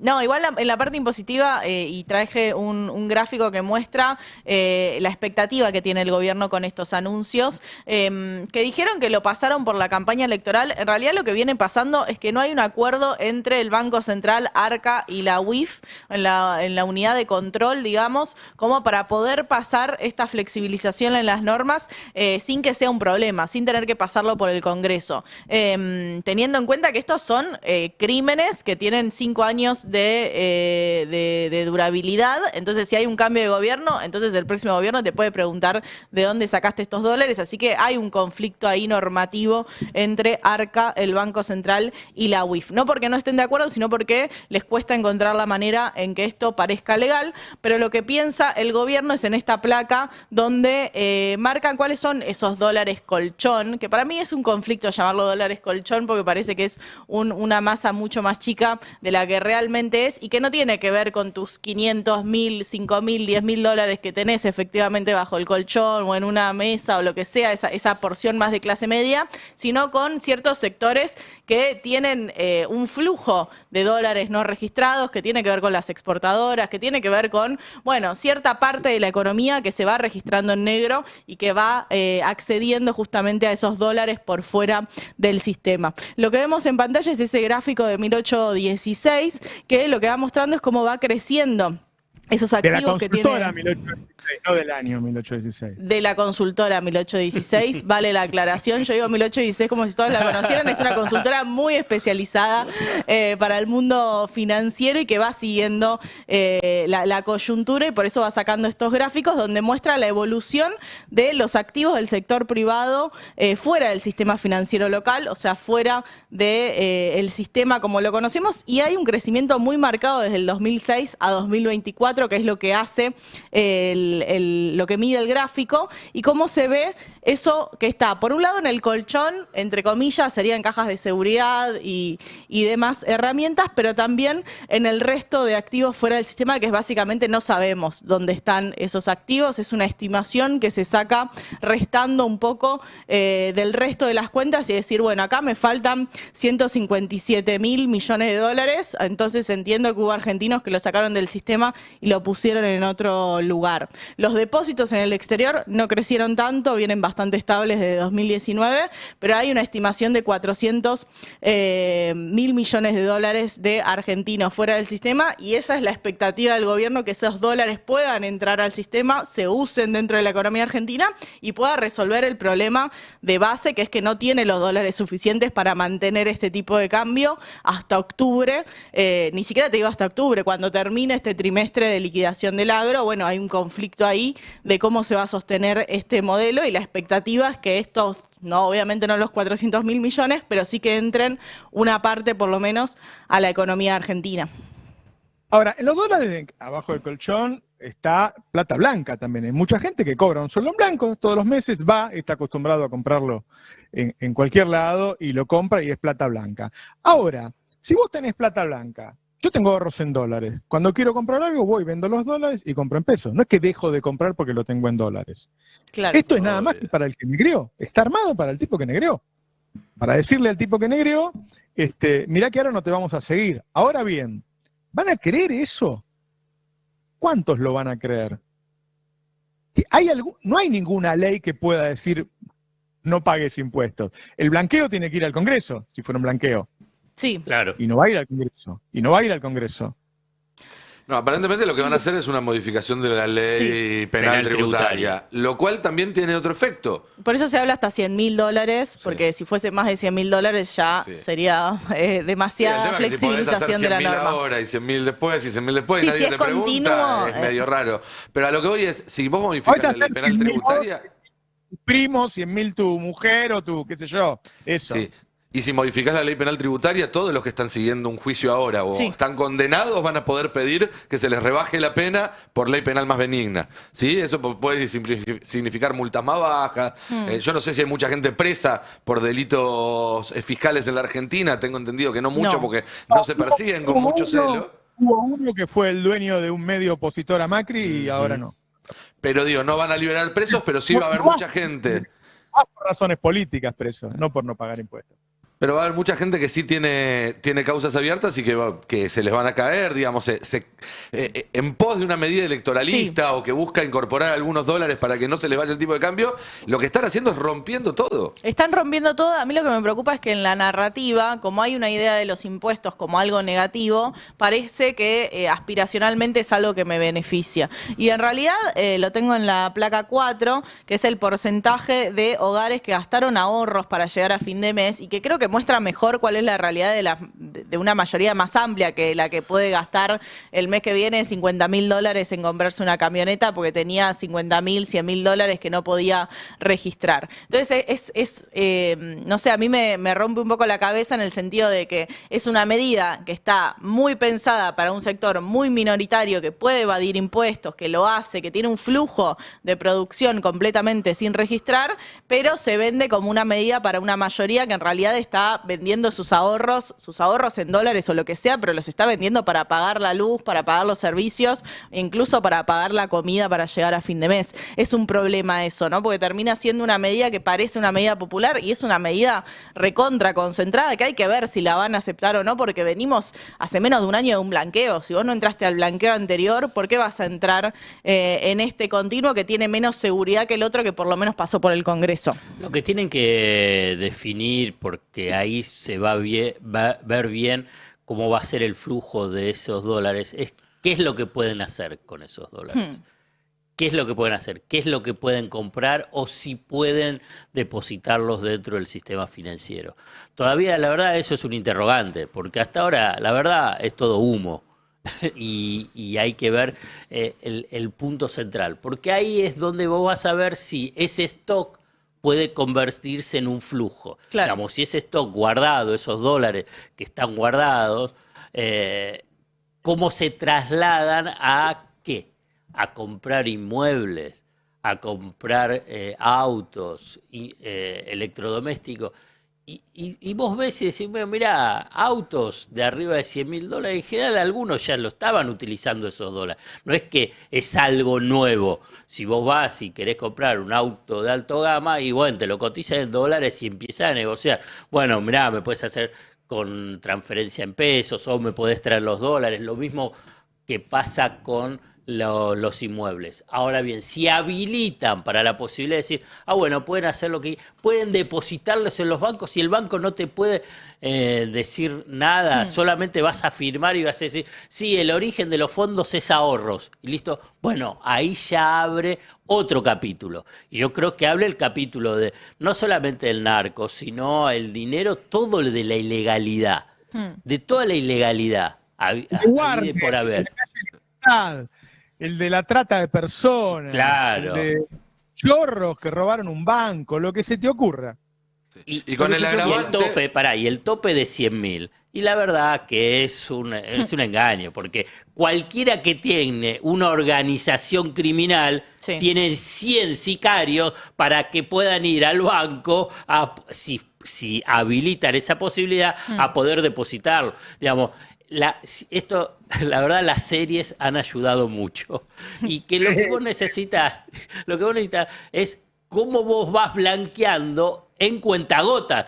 Porque si no, claro, porque si vos vas y tengo que blanquear $1.000 millones, y vos fíjate que el problema que tienen los que están en la ilegalidad es cómo blanquear $1.000 millones y no se den cuenta. Bueno, tenés que agarrar y tener miles de personas para poder blanquearlo en forma distribuida. Por eso es tan importante los casinos. Sí. Y después hay algo más, que no corre si van a permitir depositar estos dólares. Yo no creo, no pareciera ser el No, es verdad que hoy mecanismo. en día si vas a comprar un inmueble o si vas a comprar un auto, hay una declaración jurada que vos hacés y hay una investigación digo, si vos no sos...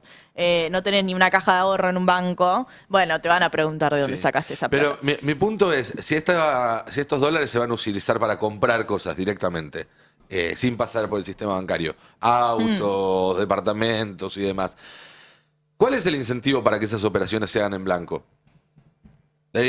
¿Cuál es el incentivo para que esos dólares, el que los recibe, sí los ponga en su cuenta y por lo tanto engrosen las reservas y no se los quede él en el colchón? Bueno, es que en el caso de los autos y de los inmuebles son justamente bienes que tienen registros. Entonces sí o sí se hace de manera formal, porque el registro de la escritura de la casa tiene que hacer de manera legal, y los autos en Argentina, por lo menos por toda la serie que involucra que un auto esté en condiciones, necesita pasar por el mercado legal. No somos, perdona compañeros paraguayos, no somos Paraguay que tiene autos sin seriado. Qué feo que digas eso, Cande. Perdón. Patria grande, Cande. Pero Paraguay es el lugar donde los autos robados van porque no necesitan serie. Ok, yo no vi nada de eso. No, digo, ¿por qué lo hacen? ¿No? Me parece que una es, indudablemente, siguen pensando que le faltan dólares, y otra, están viendo que está quedando el nivel de actividad. La otra vez volvió para atrás el nivel de actividad. Que habían tenido 2 o 3 meses donde iba levantando y otra vez se le quedó. Ayer, el viernes mostraban que Sentia daba un aumento del 0,1% del consumo de abril contra abril del año pasado. Entonces fui a ver cómo había salido abril de 2018 con 2023 y había caído 16%. Claro. O sea, perdió 16 y recuperó 0,1. Sí. 0,1 es, viste, qué sé yo, pasó un vientito y rompió un pan de manteca, digo, ¿no? Entonces, quiere decir que no se está recuperando el consumo en Argentina. Claro. Yo escucho gente que dice, no, antes se compraba mucho porque había inflación y tenías que gastarla. Eso es un argumento que vale para un mes, 2, 3. Si vos tenés un año y medio, la gente, si todos los meses la gente gasta más, es porque tiene más. Mirá, es decir, antes tenía más que ahora. Eso puede servir como argumento para un mes. Pero Roberto, nosotros la verdad lo dijimos del primer día, digamos. Las cosas, digamos, bajan, pero hay un momento que dejan de bajar. El tema es cuál es el nivel en el pozo que te quedás. Bueno, y acá te quedaste en el pozo. No es que rebotaste, te quedaste en el pozo. Bueno, es cierto, bueno, no es que va a dejar de consumir todo y la gente deja de consumir, no se va a consumir nada. Va bajando, va bajando. 15 meses es una catástrofe. Esto es lo que hay que decir. Ah, no, bueno, dejó de bajar. Sí, está bien, pero 15 meses es una catástrofe para cualquier país, para cualquier economía. El gato muerto, que es que recupere algo de lo que perdió. Si cayó 16, recupera 3, 4. No recuperó 3, no recuperó ni 1. Recuperó 0-1. No es nada, 0-1 no existe, la verdad, digamos, seamos buenos. No, sí, no, sí, es estadístico.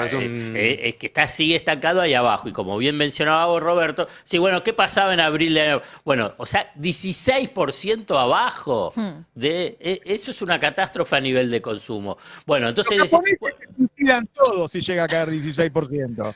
Sí. Entonces agarra y dice, bueno, ¿qué es lo que pasó? Bueno, es una fenomenal transferencia de ingresos, que es lo que se dio durante, y que se sigue consolidando, esa brutal transferencia de ingresos. Cualquiera haga el ejercicio, ya lo tiene hecho, pero y lo siente en el bolsillo. Sí. Bueno, los 100 pesos que recibías hace 20 meses, cómo lo distribuías y cómo lo distribuís ahora. Y te vas a dar cuenta que destinás el doble a pagar los servicios públicos. Y servicios públicos incluye el transporte, incluye el luz, gas, agua. Y entonces, ¿qué es lo que pasa? Bueno, ese dinero que antes iba al consumo, si querés, de alimentos y bebidas, bueno, ahora va a unas pocas empresas.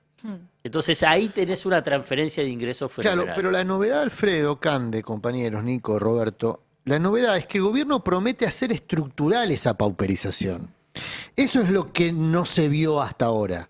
Los gobiernos que hacían esta política de transferencia de ingresos, tomo como referencia de la dictadura para acá, empezando por la dictadura, el gobierno de Menem, el gobierno de Macri, lo hacían, si se quiere, con algo de culpa. Es decir, por lo menos evitaban hacer campaña amenazando con volver a estructurar la pauperización de los ingresos. El gobierno, por el contrario, hace campaña prometiendo profundizar la distribución regresiva. Y te dice, ojo, no te dice ojo lo agrego yo, ellos te dicen, si ganamos en octubre, va a haber reforma laboral, reforma previsional, reforma fiscal. Le dice a los gobernadores, para ustedes no va a haber más guita. Le dice a los asalariados, para ustedes va a haber un sobrecosto que va a ser, si el empleador quiere, o si hay acuerdo entre el empleador y el sindicato, un sistema de securitización de la indemnización, si no, no va a haber indemnización. Para ustedes no va a haber cargas sociales, le dice a los trabajadores, también se lo dice a los empresarios. Pero el gobierno hace una campaña para empresarios cuando se supone que son la minoría electoral de la nación, no la mayoría. Ahora, hay un gran éxito del gobierno, me estoy spoileando lo que después hablaremos al hueso en verdades afiladas. Hay un gran éxito del gobierno en la destrucción de las nociones básicas de la democracia, que es la representación de los sectores populares con aquel colectivo histórico de la Argentina, denominado peronismo, que hacía que la Argentina no fuese los países de la región. No voy a hacerlo no voy a ofender a ningún país vecino, pero para que la Argentina no fuese un país de la región, inventó el peronismo. Bueno, es el gran desafío del gobierno, romper al peronismo en su sistema de representación. La pregunta es si el peronismo se deja, porque solo no lo hace el gobierno. Perdón, Roberto. Hay que volver a mirar el mapa, porque los tipos no ganaron en ninguna comuna pobre. Menem reelige con el 45% de los votos, a los pocos días sale el índice de desempleo y dio 18,6%. Es decir, él gobernaba para una porción de la sociedad y esa porción de la sociedad le hizo ganar con el 45%. Si vos te fijás las elecciones que ha tenido hasta ahora, lo que más sacó fue 35% en la ciudad de Salta y perdió en los otros 11 distritos de Salta. Ganó 1. Y acá sacó el 30%. Y en los lugares pobres perdió. ¿A dónde quiero llegar? Me da la impresión de que este es un plan para menos gente que el de Menem. Habrá que verlo, lo vamos a ver en octubre cuando contemos todos los votos. Me da la impresión, guarda, puede ganar igual por la fragmentación del resto. La verdad es que yo no sé si en la provincia de Buenos Aires van a ir juntos Cristina y Kicillof, no lo sé.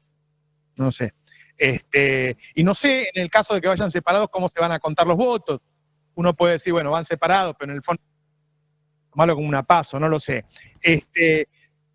Pero me da la impresión de que este es un plan que es para menos.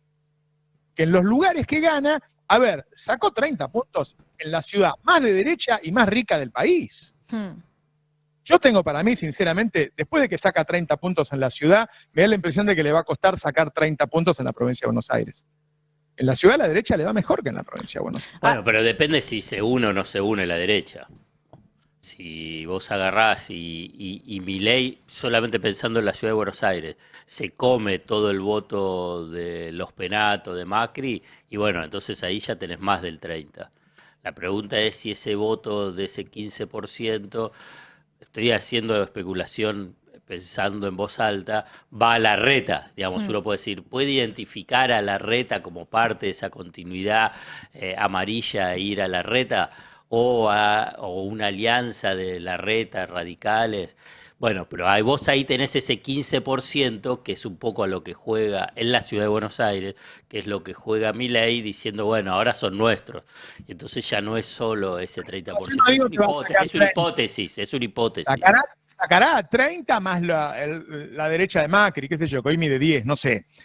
Pero me da la impresión de que la derecha saca menos en la provincia de Buenos Aires que en la ciudad de Buenos Aires. Así es.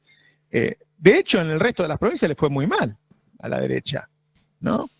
No sé, yo que vi... Pero Milei puso el cuerpo, no, acá puso el cuerpo y lo va a poner en la provincia de Buenos Aires también. Perdón, Roberto. Yo entiendo lo que decís y entiendo a dónde apuntás.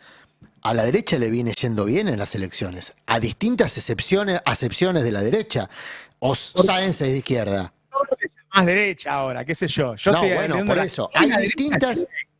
Es la de extrema derecha. Hay distintas acepciones de la derecha. Hoy de nuevo, sí. La gente de Lugano no lo quiso votar, ¿no? No quiso votar, punto. No quiso votar.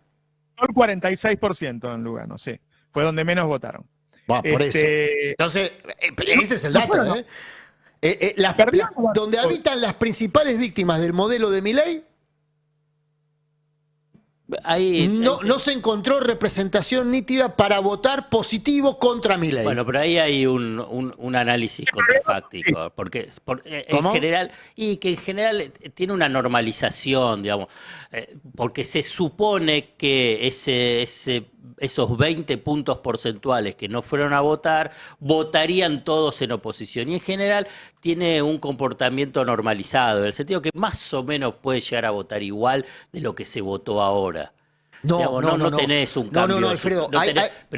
No te cambiaría sustancialmente. Mirá, con todas las críticas que yo le puedo hacer a Antoní Gutiérrez Rubí, que me parece que alto chanta, pero bueno, se dedica a esto, y en eso coincido con Milei y le doy like cada vez que lo critica, que es el famoso asesor catalán, que bueno, hizo un libro sobre la emocionalidad del voto. Esa es la novedad de estos procesos electorales respecto a la tradición electoral que vos mencionás. No, pero no tradición. Yo digo, ¿cómo se prorratean los votos? No, pero es un tema estadístico. Digamos, por eso cuando digo cuando vos agarrás una normal, digamos, ¿qué es lo que pensás? Que si Juan hubiese ido a votar el 70%, ese 25 o 30 puntos porcentuales, no hubiese ido.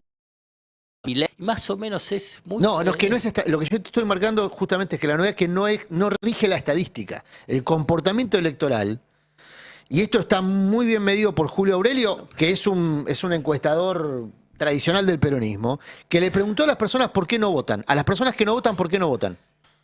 No es un buen día para mencionar a los encuestadores. Sí, yo te escuché antes. Yo disiento con lo que vos decís. Y me parece que hay un rasgo natural del peronismo de acusar a los encuestadores de hacerle comer la curva.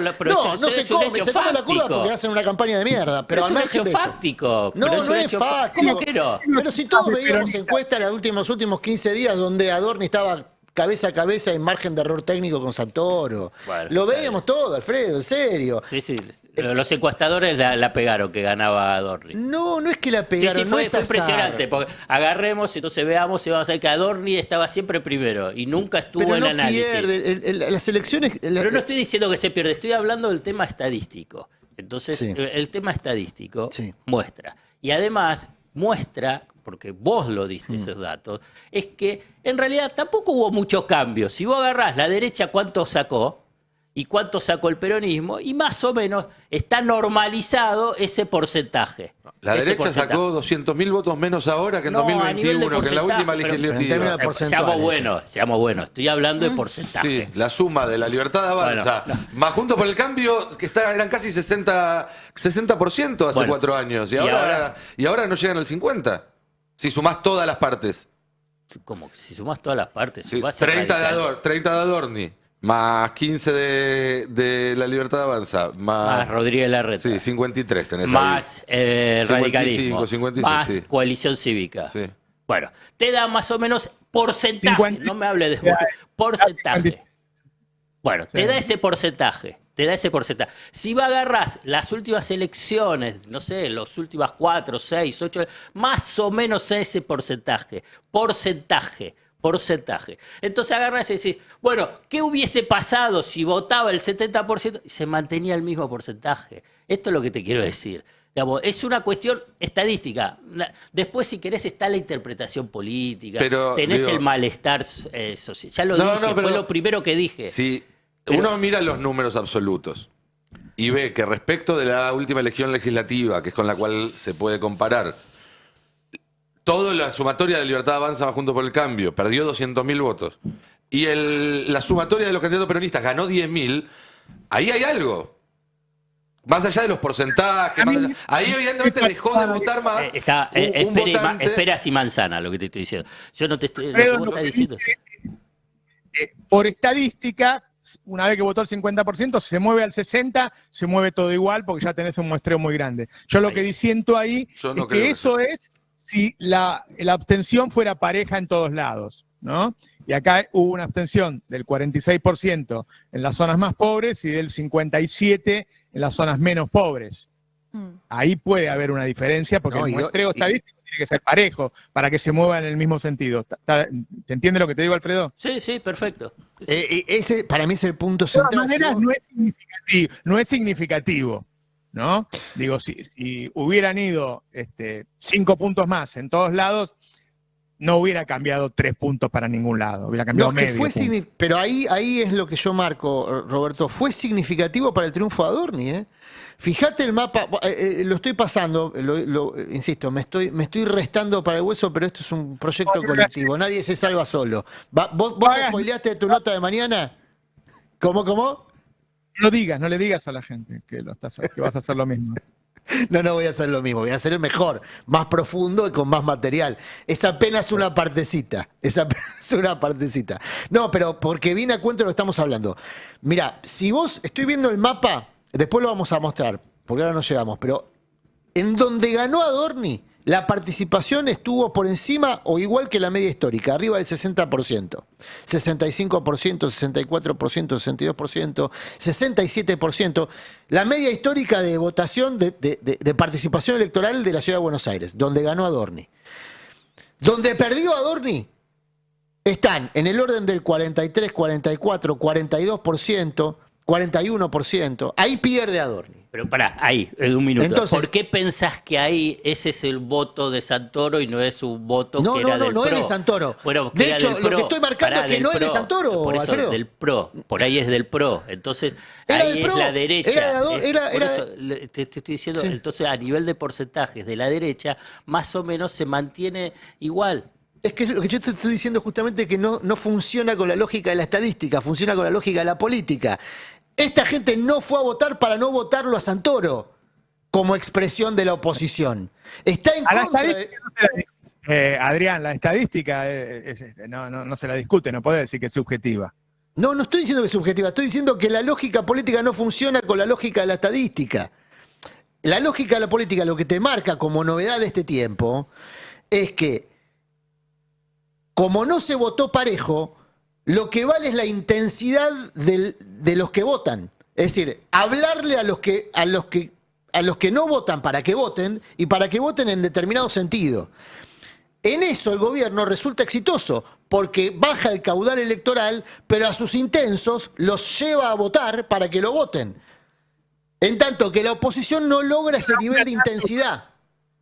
Por eso labura tanto con los intensos, ¿no? Claro, yo lo que marco es, coincido en términos, no discuto la estadística ni la lógica de la estadística de lo que dice Alfredo. Lo que yo planteo es que la novedad de este proceso electoral, o lo que exhibe este proceso electoral de la Ciudad de Buenos Aires como novedad, y ya lo veníamos viendo en las elecciones, en las 5 elecciones anteriores, las de las provincias, de otras provincias, es que quien logra mayor intensidad de relación con sus votantes es el que termina teniendo mejor cosecha de votos en el marco de la apatía, porque la apatía se sostiene como rasgo de todos los procesos electorales. Pero hay una oposición que es más víctima de esa apatía que un oficialismo, ¿se entiende? El oficialismo logra salir triunfal frente a la apatía. Pero el oficialismo de la Ciudad de Buenos Aires perdió. No, el oficialismo nacional, bueno, me refiero. Está bien, pero en este caso es cuando vos ves que quien votaba en Lugano, y era uno de los temas, era amarillo. Entonces, el que no fue a votar, no es que por ahí el que no fue a votar fue un voto por Santoro, porque, bueno, no fue a votar, si vos agarrás y decís, bueno, entonces fue un voto amarillo, también fue un rechazo a un gobierno de la Ciudad de Buenos Aires porque por ahí no les dio respuesta. Bueno, esa sería la lectura de quienes consideran que la Ciudad de Buenos Aires se vota por cuestiones municipales. Nadie en la Ciudad de Buenos Aires vota por cuestiones municipales. Bueno, no conozco a un solo votante. A lo de la Zabaleta seguramente habrán ido que no le pusieron el agua que se le iban a dar, la habrán votado. Alfredo, digamos, y por eso, no tiene agua desde siempre no tiene agua, sí. Bueno, te escucho. Dale, perdón. Fíjate que tiene una muy baja participación ahí en la villa de Zabaleta. Bueno, obviamente que también ahí debe haber algún tipo de respuesta emocional, como vos decís, bueno, entonces yo no voy a votar. Y no voy a votar. ¿Qué es lo que votabas antes? Y vos agarrabas y decías, che, pero están votando amarillo en las villas. ¿No? Entonces, agarraba y dije, bueno, no van a votar. Bueno, también hay un rechazo al oficialismo en la Ciudad de Buenos Aires. Porque si no, no lo podés entender. Digamos, durante 18 años, ¿cuántos años está los amarillos? 17, 18 años. Y agarraron y votaron en contra. No acompañaron. Es muy fuerte. Ahí creo que juegan los dos factores. Juegan, por un lado, el desgaste y una mala gestión de Jorge Macri, y por otro lado, que hoy el principal vehículo del antiperonismo ya no es más el PRO, y entonces hay un montón que votaron durante 10 años, 20 años al PRO como vehículo del antiperonismo, y ahora votaron a Libertad Avanza. No me parece que se pueda separar una cosa de la otra. Hay una mala gestión y hay desgaste después de casi 20 años, sí, seguro que lo hay. Y hay también un sector que votaba al PRO, pase lo que pase, porque lo veía como una alternativa al kirchnerismo, al peronismo, y ahora esa alternativa la encuentra en otro lado. Sí, o no la encuentra. O no la encuentra y se queda en la casa. O no la encuentra. Qué peleado que está. ¿Por qué no hacen como lo de la Nación Más, que están todos de acuerdo? Bueno, hay que ver que miden un de acuerdo, ¿no? Están cuartos y lo está por pasar Crónica. Ese es un dato. No. Yo siempre... Quinto. El rating. Que está cuarto la Nación Más. Están cuartos, por eso ahora van a cambiar la programación. Y le llevan una décima Crónica. En algún momento Crónica se los come. ¿Pero quién armó la programación de la Nación Más? Majul. Cuando se fue Juan Cruz Ávila, quedó como gerente Majul. Y le está yendo mal. Y hay días que no toma la pastilla, qué sé yo, les cuesta. Pero está mal el muchacho. Sí. Pero a mí me parece, qué sé yo, me da pena, me gustaría que les fuera mejor. No, en serio, hacer oficialismo de la manera que lo hacen hace daño. Y habla también de cómo le va a Milei. Realmente yo me quedé con la idea de que fue una mala elección. Le ganó al PRO, bueno, a mí me da más o menos lo mismo una derecha a la otra. Una es un mafioso, el otro es un loco. Para mí son una porquería las dos derechas. Hubo un cambio de mando en la derecha, eso está pasando. Pero que este tipo, siendo presidente de la nación, con todo el poder que tiene, lo máximo que logre es un 30% acá, yo pensé que iba a sacar más. Es decir, yo pensé que las comunas que perdió Macri en el sur las iba a ganar Milei. Por lo menos algunas, qué sé yo. Y las ganó todas Santoro. No sacó tanto, es cierto, no sacó tanto. Pero yo no lo veo como buenos resultados lo que sacó hasta ahora. No sé, si le da bien la provincia de Buenos Aires, cambiará. Si Milei gana la provincia de Buenos Aires, eso ya es otra cosa. Ahora, si en todos lados gana con el 30-35, la verdad me esfuerzo... Sí, te quería hacer una rosquita de la provincia de Buenos Aires. la mesa, porque me da la impresión de que la política se deja llevar por delante por el entusiasmo de Milei y las operaciones de Caputo, y que los convencen de que son una nueva hegemonía. Una hegemonía, hay gente, hoy un financista, viste que son todos, los amigos de ellos son todos financistas, y yo puse que quieren decir que son una nueva hegemonía y no lo son, y el tipo puso, pero ganaron. Y yo, bueno, que te voy a leer a Gramsci ahora, la puta que te parió. No, quiero decir que ellos van a actuar como hegemonía, van a cambiar el sistema tributario, van a cambiar el sistema previsional, porque todo el mundo dice, no, viste que se están llevando todo por delante. Yo no veo que estén llevando todo por delante. Yo creo que tienen un tercio de la sociedad que los apoya. Y hay un condimento antiperonista muy grande en eso. Antikirchnerista, creo yo, fundamentalmente. No los veo como que se comen los chicos crudos. En medio término me parece que a Macri le iba mejor que a Milei hoy. Recordémoslo. ¿Cuánto sacó? 41 puntos medio término Macri, ¿no? Sí, en una elección que estaba unificada la ciudad con la nacional. Se vuelve difícil las comparaciones ahí, pero sin dudas el 2017 de Macri fue mucho mejor que lo que viene siendo para ahora el 2025 de Milei. Sin ninguna duda. Y a los 2 meses de la elección se puso el país de sombrero. Exacto. Cuesta imaginármelo sacando 41 puntos en octubre en todo el país a Milei, la verdad. Cuesta, sí. Sí, sin duda. Va a depender mucho también de lo que pase con la economía. Exacto. Porque esta elección también hay que decirla, que hubiera sido distinto el resultado si el mes pasado no hubiéramos tenido un desembolso de 12.000 millones del fondo. Sí. Me parece. Bueno. Que hubiera sido otro el resultado.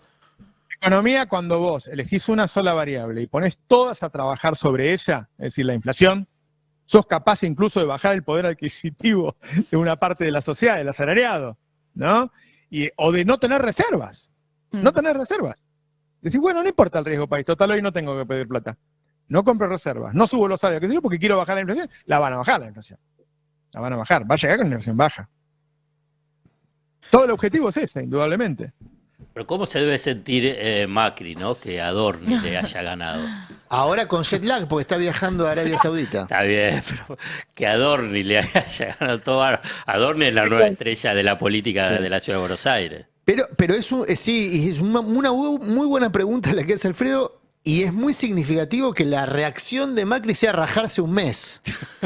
Porque es el mes donde se definen las listas en la provincia de Buenos Aires. O sea, Macri no va a estar en la Argentina y le delega a Ritondo, que tiene más ganas de ponerse la violeta que el propio Milei, le delega a Ritondo la gestión del armado electoral en la provincia de Buenos Aires.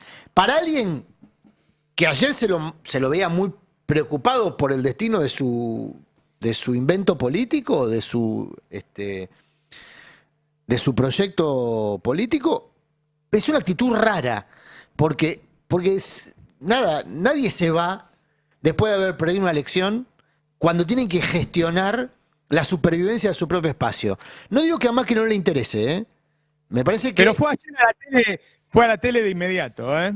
Eso es lo que te iba a decir. Fue a la tele a hacer vieja política.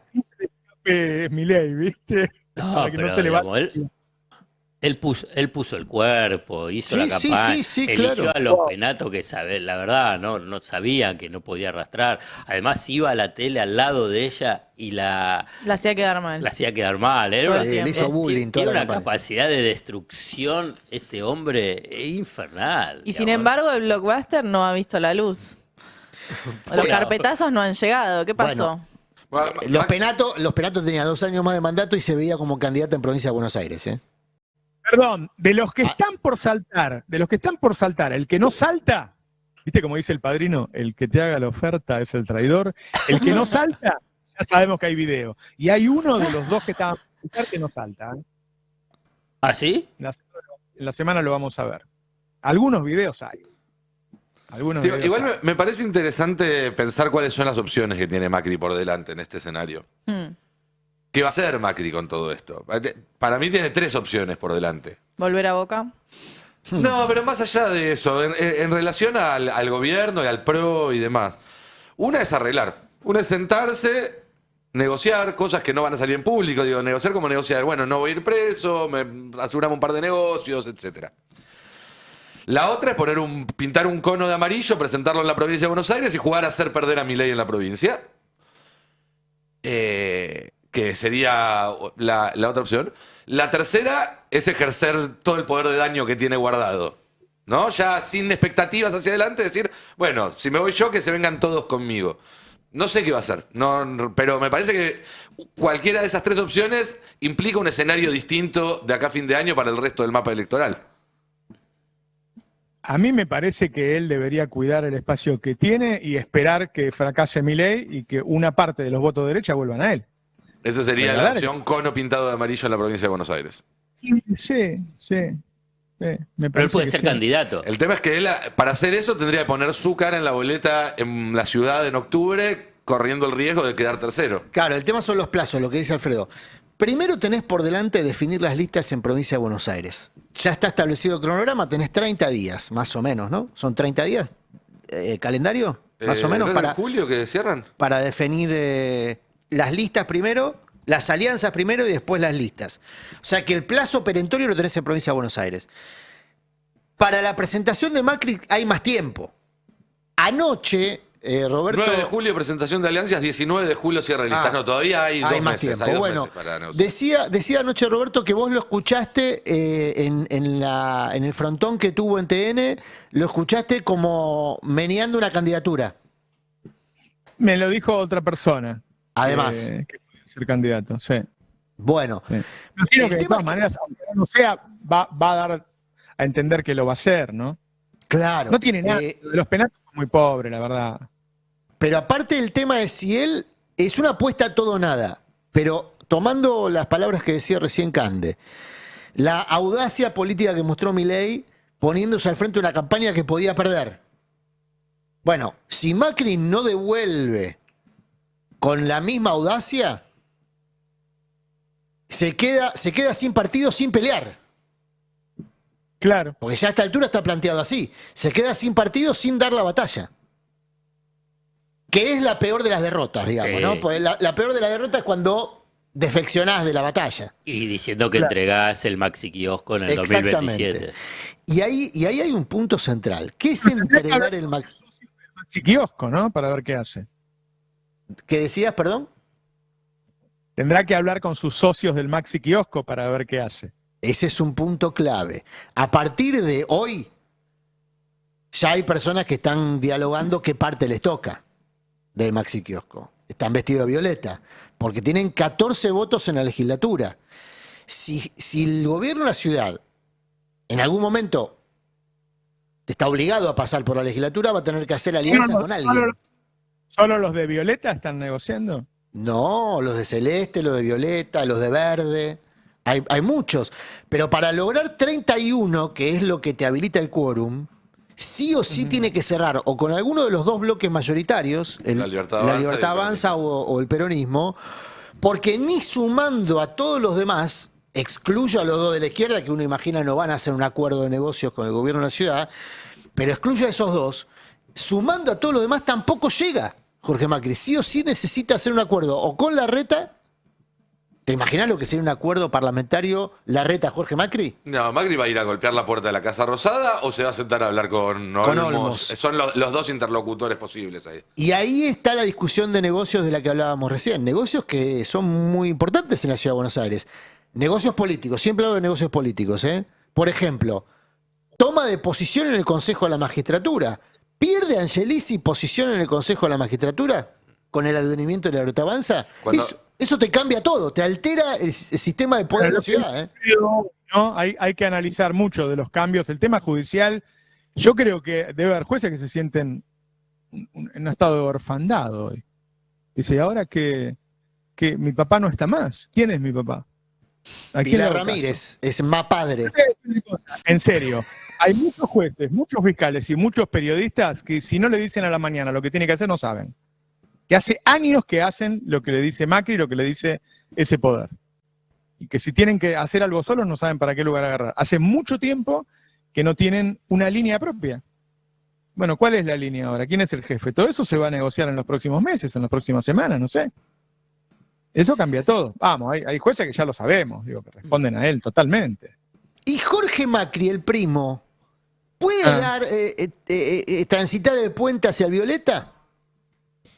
¡Oh, qué jugada esa! Yo creo que él ya está mirando el GPS. Qué osado. El GPS.